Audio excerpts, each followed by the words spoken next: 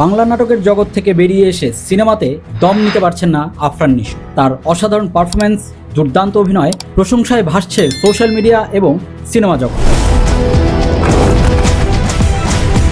আফরান নিশোর দুর্দান্ত অভিনয় এর আগেও দর্শক উপলব্ধি করেছে সুড়ঙ্গ মুভিতে, কিন্তু এবার এই দম মুভিতে সেই অভিনয়কেও যেন ছাড়িয়ে গেলেন।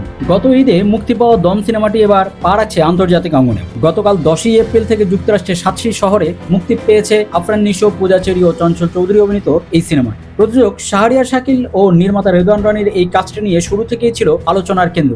এবার সেই আলোচনাই ছড়িয়ে পড়েছে আটলান্টিকের উপর।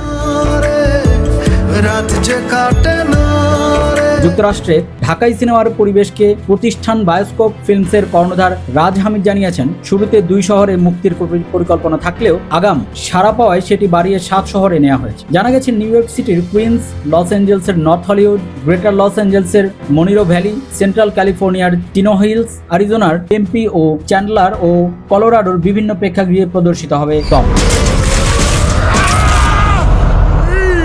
রাজ হামিদ বলেন, মুক্তির আগে প্রচারণার ভালো সাড়া মিলেছে, অগ্রিম টিকিট বিক্রিও আশাব্যঞ্জক, ফলে বক্স অফিসে ইতিবাচক ফলের প্রত্যাশা রয়েছে। তিনি আরও জানান, উত্তর আমেরিকার বাজারে বাংলা সিনেমা ধীরে ধীরে জায়গা করে নিচ্ছে, বিভিন্ন ভাষার সিনেমার সঙ্গে প্রতিযোগিতার মধ্যেই এগোচ্ছে এই যাত্রা। দম সেই ধারাবাহিকতার নতুন সংযোজন। আগামী 17 এপ্রিল কানাডাতেও মুক্তি পাবে সিনেমাটি। এরপর যুক্তরাষ্ট্রের আরও কয়েকটি অঙ্গরাজ্যে ধাপে ধাপে প্রদর্শনের পরিকল্পনাও রয়েছে। একই সঙ্গে 24 এপ্রিল দেশের সিঙ্গেল স্ক্রিনগুলোতেও মুক্তি পেতে যাচ্ছে দম মুভি। বিস্তারিত আরও জানতে যুগবাণী এন্টারটেনমেন্ট চ্যানেলটি এখনই সাবস্ক্রাইব করুন।